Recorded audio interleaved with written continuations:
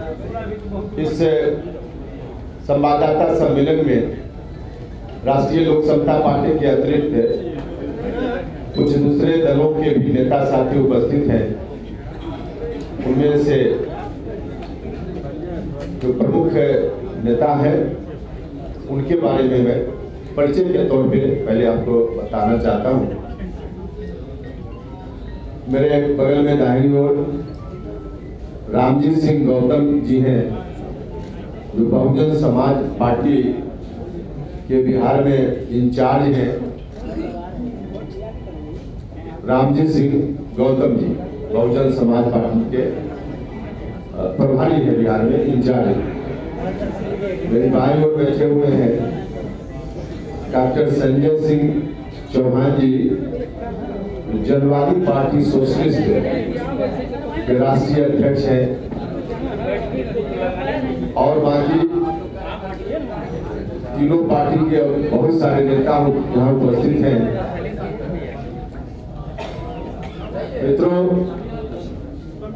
इसके पहले जब मैं आपसे मुखातिब हुआ था, मेरी पार्टी की मीटिंग थी 4-5 दिन पहले 24 तारीख को। उस दिन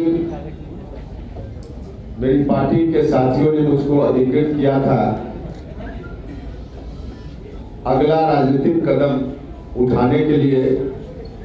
आप जो भी राजनीतिक कदम उठाइए, हम सब आपके साथ होंगे। आम भावना उस दिन थी, तब तक हम लोग महागठबंधन के हिस्सा थे, तो इसलिए मेरी पार्टी के अधिकांश लोगों की भावना थी कि जिस रूप में महागठबंधन चल रहा है, इस रूप में अगर हम चलते रह गए तो बिहार में 15 वर्षों से नीतीश कुमार जी बैठकर बिहार को रसातल में पहुंचा रहे हैं। नीतीश कुमार के इस रवैया से बिहार को हम मुक्त नहीं करा पाएंगे। महागठबंधन जिस रूप में चल रहा है, इस रूप में अगर हम चलते रहे तो हमारी चिंता का विषय तब भी था, आज भी है, कि कैसे 15 वर्षों के नीतीश कुमार जी के कुशासन से बिहार को बाहर लाया जाए, क्योंकि बिहार की जनता चौतरफा परेशान है। नीतीश जी ने वादे तो बहुत बड़े बड़े किए थे, सपने बहुत दिखाए थे, लेकिन हुआ कुछ भी नहीं। 15 साल अपनी कुर्सी बचाने में नीतीश कुमार जी ने अपनी क्षमता का इस्तेमाल किया, जनता को भूल गए। नतीजा हुआ कि पढ़ाई लिखाई की जो व्यवस्था थोड़ी थी भी, तो पूर्णतः ही के राजकाल में सरकारी विद्यालयों से, महाविद्यालयों से, विश्वविद्यालयों से पढ़ाई लिखाई की व्यवस्था पूर्णतः चौपट हो गई। शिक्षा ऐसी चीज है जिसके माध्यम से ही गांव के गरीब घर के बच्चों की तकदीर बदल सकती है। अच्छी शिक्षा होगी, बेहतर शिक्षा होगी तो बेहतर इंसान बनेंगे। नौजवानों को भी अच्छा रोजगार तभी मिलेगा जब शिक्षा बेहतर उनको मिल पाए। तो नौजवान तो हमारे बिहार के रोजी रोटी की तलाश में दूसरे राज्यों में भटकते रहते हैं, दर दर की ठोकर खाते हैं। 5,000 रुपया की नौकरी उनको नहीं मिल पाती है। उसके पीछे भी बड़ा कारण है शिक्षा, अच्छी शिक्षा का बिहार में नहीं होना। तो इस तरह की स्थिति, साथ ही साथ नीतीश कुमार जी ने एक बार नहीं अनेक बार, आप सब लोग गवाह हैं, लगातार उन्होंने कहा कि भ्रष्टाचार से हम कोई समझौता नहीं करेंगे। हम जो भ्रष्टाचारी लोग हैं उनके मकान को जब्त करेंगे, उनकी जमीन को जब्त करेंगे और उनके मकान में विद्यालय खोलेंगे, अस्पताल खोलेंगे। नीतीश कुमार जी से मैं पूछना चाहता हूं, कितने सरकारी विद्यालयों में आपने सरकारी विद्यालय खोले आपने ऐसे भ्रष्टाचारियों के मकान को जब्त करके? नारा जरूर इन्होंने दिया, लेकिन पुरानी सरकार की राह पर नीतीश कुमार भी चल पड़े पुरानी सरकार में बैठे हुए लोग दोनों हाथ से खजाना को लूटते थे। पहले वाले 15 साल वाले नीतीश कुमार जी ने तरीका थोड़ा बदल दिया। माध्यम बीच में अधिकारियों को हमने महसूस किया कि एक नया विकल्प, बेहतर विकल्प बिहार की जनता के सामने देना चाहिए। और जो बेहतर विकल्प की हम बात करने के लिए यहाँ इकट्ठा हुए हैं, इसमें तत्काल बहुजन समाज पार्टी मायावती जी के आशीर्वाद के साथ और मेरे बगल में बैठे हुए जनवादी पार्टी सोशलिस्ट, हम सब लोग आज एक साथ मिलकर गठबंधन बनाने का हमने फैसला किया है और इस हिसाब से हम लोग आगे चलेंगे। बाकी बहुजन समाज पार्टी के नेता और दूसरे नेता बोलेंगे। सिर्फ एक बात मैं कहना चाहता हूँ, अब की बार शिक्षा वाली सरकार, अगर चाहिए रोजी रोटी और रोजगार तो अब की बार शिक्षा वाली सरकार। इन्हीं नारों के साथ हम चुनाव में जाएंगे। पढ़ाई, दवाई, कमाई, सिंचाई, सुनवाई और कार्रवाई, इन्हीं मुद्दों के आधार पे चुनाव में हम जाएंगे और नया बिहार बेहतर विकल्प के साथ हम बनाना चाहते हैं। 15 साल से भी मुक्ति, 15 साल पुराना से भी मुक्ति, 3 साल में बिहार रसातल में पहुंचा। बिहार के लोगों से आग्रह होगा कि 5 साल दीजिए, हम 30 साल में रसातल में जिन लोगों ने पहुंचाया है, हम उससे अलग बिहार को, अच्छा बिहार, नौजवानों को रोजगार देने वाला बिहार, गरीब बच्चों के लिए अच्छी शिक्षा वाला बिहार बनाने का काम करेंगे। तो यही अब राम जी गौतम जी आपके सामने अपनी बात रखें, हम क्वेश्चन का जवाब देंगे। आज बहुजन समाज पार्टी और राष्ट्रीय लोक समता पार्टी के साथ में अन्य घटक दलों का जो गठबंधन अभी आप लोगों को मालूम हुआ है, ये गठबंधन एक नेचुरल गठबंधन और ये गठबंधन इस प्रदेश के अंदर क्रांति लेकर आया है।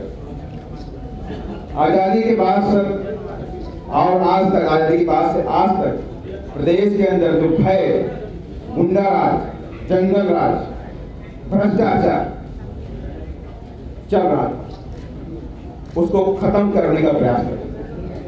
और इस प्रदेश के अंदर उत्तर प्रदेश की हार, आप मीडिया वालों को सबको पता है, उत्तर प्रदेश के अंदर जब माननीय बहन जी की सरकार थी तो गुंडा राज खत्म हो गया था। उसी तरह का राज, कानून के द्वारा कानून का राज स्थापित करने की पहल माननीय बहन जी के निर्देश में बिहार में किया जाएगा और इसके लिए बिहार की जनता को आगे आना पड़ेगा। बहुत लुटा गया बिहार की जनता को, गरीबों को, दलितों को, पिछड़ों को, आदिवासियों को, उनके वोट तो लिए गए लेकिन उनको उनके उत्थान के लिए कोई काम नहीं किया। आपने देखा भी अभी कि कोरोना काल हुआ, कोरोना काल के अंदर लाखों लाख हमारे मजदूर, हमारे गरीब लोग जो दूसरे प्रदेशों में रह करके इस देश के विकास के लिए काम करते हैं, और जो कोरोना शुरू हुआ और जो आज वो सरकारें लंबी लंबी बातें करते हैं कि हम पैकेज देंगे, 1000 करोड़ 2000 करोड़ का पैकेज देते हैं, ऐसी सरकारों ने बिहार की जनता, बिहार के बच्चों को 2 रोटी का पैकेट भी मुहैया नहीं करा पाए सर। 2 रोटी का पैकेट मुहैया नहीं करा पाए सर। और रास्ते पे आए तो उन्हें मार खाना पड़ा, लाठियां खानी पड़ी, कहीं ट्रेन ने काटा, कहीं बस ने रौंद दिया, लेकिन कहीं भी किसी भी सरकार के कान में क्यों नहीं लगी सर। एक वक्त आ गया सर तो आप लोगों के पास, कम से कम आपके पास एक नया विकल्प हो रहा है जो इस प्रदेश को नई गति देगा। और जो 50 साल से यहाँ पर भ्रष्टाचार, करप्शन आज चीजें फैली हुई थी, उसका अंत रहेगा सर। और इसका आप एग्जाम्पल पे देख सकते हैं कि उत्तर प्रदेश में जब माननीय बहन जी मुख्यमंत्री थी तो उनके कार्यकाल के अंदर उत्तर प्रदेश में विकास किया, स्कूल खोले गए, यूनिवर्सिटी खोली गई, करोड़ों लोगों को वहाँ पे रोजगार दिया गया। उस तरह के सारे विकास हमारा गठबंधन जो है बिहार के अंदर करेगा। साथियों, यही बातों के साथ मैं परिवार को बनता हूँ और हम आगे भी जाएंगे। हाँ। और साथियों, जो महत्वपूर्ण बात है, अभी हमसे आप क्वेश्चन नहीं पूछेंगे, तो मैं पहले आपको डिस्कस कर दूं, जो हमारे गठबंधन का नेतृत्व करेंगे वो श्री उपेंद्र कुशवाहा जी करेंगे साथियों। यही हमारे गठबंधन का नेतृत्व करेंगे साथियों। चलिए कुछ सवाल हो तो के राज्य में भी उससे भी ज्यादा और बढ़े भ्रष्टाचार इतना चरम पर हो गया कि सरकारी कार्यालय में बिना घूस दिए हुए न एक काम पहले होता था और न नीतीश जी के राज में। तो चाहे विकास का मामला हो, अस्पताल में डॉक्टर नदारत, बिना डॉक्टर के अस्पताल चल रहे हैं। कोई गंभीर बीमारी हो जाए, जो गरीब लोग हैं उनके लिए इलाज की कोई व्यवस्था नहीं। 15 वर्षों में एक पीएमसीएच जो बिहार में सबसे बड़ा अस्पताल गरीबों के लिए है, उसकी स्थिति ठीक नहीं हो पाई। तो बाकी आप सब लोग देख ही रहे हैं। मैं नीतीश कुमार जी से कहना चाहता हूं कि एक अस्पताल और एक विद्यालय आप बताइए 15 वर्षों में जिसको मॉडल के रूप में आपने ठीक किया हो, बनाया हो, और आगे के लिए फिर जनता के बीच आप घूम रहे हैं, वो आप बताइए यही मॉडल स्कूल हमारा है एक विद्यालय, यही मॉडल अस्पताल मेरा है एक अस्पताल। जिस तरह का अस्पताल अगले 5 वर्षों में, जिस तरह का विद्यालय अगले 5 वर्षों में हम और बनाएंगे। एक भी नहीं है, हर मोर्चा पर लॉ एंड ऑर्डर का भी वही सिचुएशन है। हर तरफ हत्या, महिलाओं के साथ बलात्कार की घटनाएं, खास करके जो दलित लोग हैं, कमजोर लोग हैं, उपेक्षित वंचित लोग हैं, अति पिछड़ा समाज के लोगों के साथ उसी तरह का अत्याचार चौतरफा।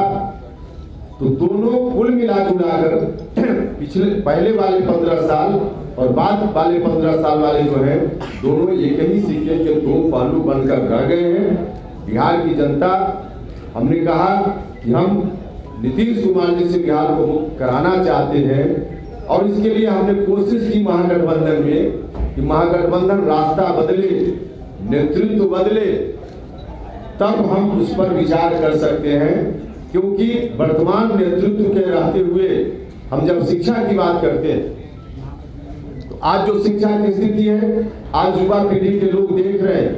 15 साल पहले बहुत सारे लोग बच्चे होंगे नहीं देख रहे होंगे, लेकिन उसका सीधा क्या कुछ उस समय शिक्षा की व्यवस्था थी, प्रोडक्ट सामने है।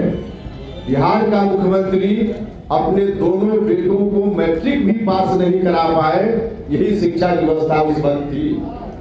तो उससे मुक्ति के लिए हम चाहते थे कि परिवर्तन थोड़ा अपने में राष्ट्रीय जनता दल करे, लेकिन राष्ट्रीय जनता दल आज की तारीख में आम लोगों के बीच यह चर्चा का विषय है कि दोनों तरफ भारतीय जनता पार्टी की राजनीति चल रही है। नीतीश कुमार जी के साथ तो भारतीय जनता पार्टी है ही, यहाँ भी भारतीय जनता पार्टी की राजनीति एनडीए में, और उधर महागठबंधन में भी किसी न किसी रूप में डायरेक्ट या इनडायरेक्ट भारतीय जनता पार्टी महागठबंधन की राजनीति को भी कंट्रोल कर रही है, प्रभावित कर रही है। वरना राष्ट्रीय जनता दल इस तरह से नहीं चलता जिस तरह से चल रहा है। आम लोगों में चर्चा है कि भारतीय जनता पार्टी और राष्ट्रीय जनता दल के नेतृत्व के बीच कुछ न कुछ है मामला, जिसके चलते राष्ट्रीय जनता दल इस रूप में तमाम जो उनके साथ सहयोगी लोग थे, जितन राम मांझी जी के साथ, बाकी और जनता के साथ, तो इनका यही रवैया चल रहा है। आज की तारीख में जरूरत इस बात की है कि दोनों गठबंधन से अलग बिहार की जनता आज नया विकल्प चाहती है, नया विकल्प चाहती है। नीतीश जी से मुक्ति चाहती है, लेकिन राष्ट्रीय जनता दल के नेतृत्व के साथ या पिछला जो 15 साल था, वहां जनता फिर से वापस नहीं होना चाहती।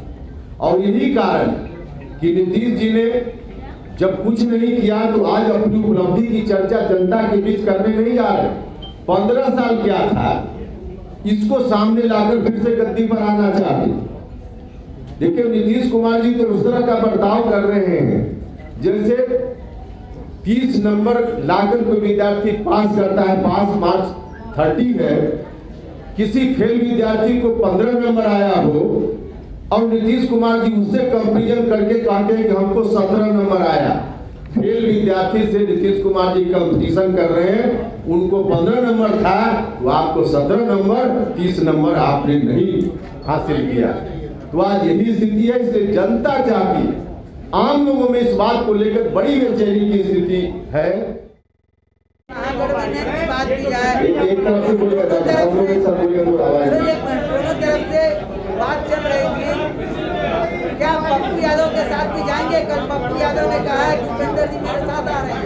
अभी हमने जो गठबंधन बनाया उसकी जानकारी हमने आपको दी, और लोग भी आएंगे तो हम उनका स्वागत करेंगे, लेकिन जब जो लोग आएंगे तब उसकी जानकारी हम आपको देंगे।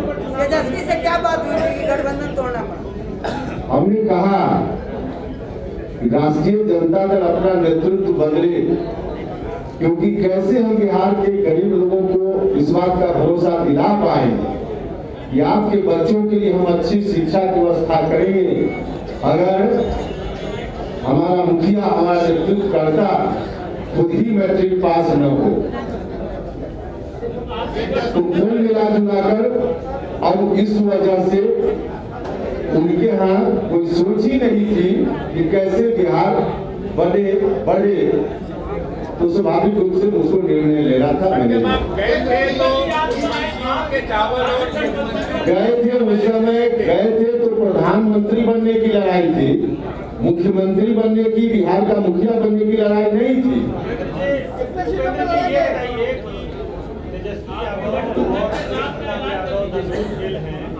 ये बिहार 10 सालों से जाता है, राजद का नेतृत्व तेजस्वी यादव करेंगे, पिछले 3 सालों से घोषित है। तो ये पिछले 5 दिनों में ऐसा क्या हुआ कि आपको? बिल्कुल नहीं। आज भी उस गठबंधन का बड़ा पार्टनर जो कांग्रेस है, उनका बयान आज का नहीं, लगातार मांझी जी चले गए, उनका बयान कि भले किसी पार्टी ने अपना नेतृत्व तय कर लिया हो, महागठबंधन ने अब तक फैसला नहीं लिया है। और यह स्थिति थी, और इसलिए मुझको लगता था कि महागठबंधन बैठेगा तो निश्चित रूप से इस बात पर विमर्श होगा, लेकिन अंत में हुआ कि नहीं, इस बात पर कोई विमर्श नहीं होना है, तब मुझको निर्णय लेना। हमने अपनी नाव को समंदर में उतार दिया है, अब उस पार हमको जाना है, तो लहरों से डरकर कभी नौका पार नहीं होती और कोशिश करने वालों की कभी हार नहीं होती। और जिन लोगों को लहर से डर लगना है, तो हम तो अभी भी कहते हैं भाई अब हमने जब उतार दिया है तो हर्ट जरा जांच करवा ले, जिनका हर्ट मजबूत हो तो मेरे साथ नाव पर चले, उस पार पहुंचेंगे, और जिनका कमजोर हो तो उतर जाए। तो कमजोर जिनका है लोग उतर रहे हैं, इससे ज्यादा तो रघुवंश बाबू का भी इंतकाल हो गया, जगदानंद किनके नेतृत्व के तहत जाना चाहते थे आप? नहीं, देखिए मेरा अकेले हम कौन तय करने वाले होते थे भाई, पूरा महागठबंधन बैठता, वहाँ चर्चा होती ना, हम कैसे किसी का नाम बता देते? तो मतलब सर उपेंद्र जी, मेरा सवाल है कि आप वाल्मीकि नगर सीट पर बात नहीं बनी तब आनंद में आपने ये फैसला लिया? माफ कीजिएगा, वाल्मीकि नगर की बात कहाँ से आई? आप जहाँ खड़े हैं वहां से आई। वाल्मीकि नगर की बात कहाँ से कट गई? आप जहाँ खड़े हैं वहां से कट गई। मेरे यहाँ वाल्मीकि नगर की बात न आई, न वाल्मीकि नगर की बात कटी, आपके तरफ से आई और आप ही की ओर से कटी। दो सवाल है। पहला है कि आपने भ्रष्ट कह दिया पिछली महागठबंधन की सरकार को, फिर आपने कहा कि जो नीतीश कुमार 15 साल से चला रहे हैं वो भ्रष्ट है। फिर जब नीतीश कुमार केंद्र में आपको साथ आ गए बीजेपी के साथ, तो फिर आप वहाँ केंद्र में क्या कर रहे थे, और फिर वहाँ से छूटकर महागठबंधन? नीतीश कुमार गए तो बात ही आ गया, फिर महागठबंधन में क्यों आए अगर आप ये भ्रष्ट मानते हैं? भैया तो उस वक्त राष्ट्रीय जनता दल को देश का नेतृत्व नहीं करना था ना, लोकसभा का चुनाव था ना। ये बताइए कि जो मोर्चा है आपका वो कितने सीटों पर चुनाव लड़ेगा? 243 सीटों पर, बिहार में सभी सीटों पर। और चुनाव के बाद किसको समर्थन करेंगे? देखिए हम खुद जो गठबंधन हमारा बन रहा है, इसकी सरकार बनाएंगे हम, इसके लिए हमने गठबंधन बनाया।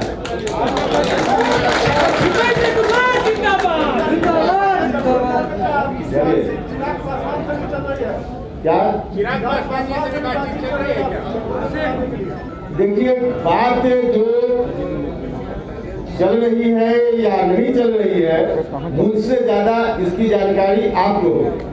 आप चाहेंगे कि चिराग पासवान आप लोगों के साथ आ जाए, क्योंकि नीतीश कुमार से वो भी नाराज। जिस मुहिम की हम चर्चा कर रहे हैं, नया बिहार, अच्छा बिहार, शिक्षा वाली सरकार, रोजगार देने वाली सरकार, इस मुहिम के साथ जो आना चाहे उनका स्वागत। मोर्चे से मुख्यमंत्री का उम्मीदवार कौन होगा, चेहरा कौन होगा? अब कुछ बात आगे के लिए रहने दीजिए। देखिए, हमारा गठबंधन जिसका निर्माण हम कर रहे हैं, वैसा गठबंधन नहीं है उन लोगों की तरह कि कोई एक पार्टी या एक नेता तय कर दे। अब जब गठबंधन हमने बनाया है, आज गठबंधन की नींव पड़ रही है, तो हम सब लोग जो गठबंधन में हैं बैठेंगे और आपके सवाल का जवाब ढूंढ लेंगे, फिर बताएंगे आपको। आपका चुनाव पिछले 3 चुनाव में बार-बार अपना टीम बदल रही है, तो जनता कैसे आप भरोसा करेगा?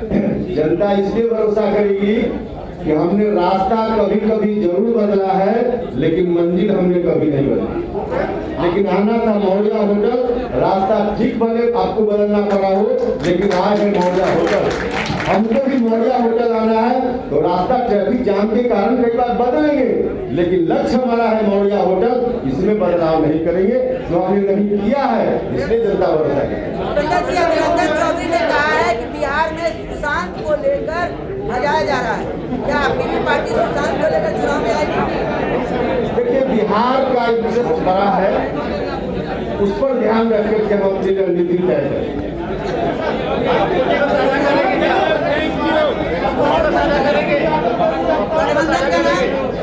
पप्पू जी को साथ लेंगे क्या? तो हमने जनरल कहा ना कि हमारा जो है बिहार बेहतर बिहार बने, अच्छा बिहार बने, गरीब बच्चों के भविष्य को बढ़िया बनाने वाला बिहार बने।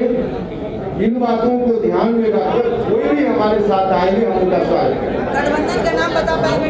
बाकी चीज फिर बताइए, आपको गठबंधन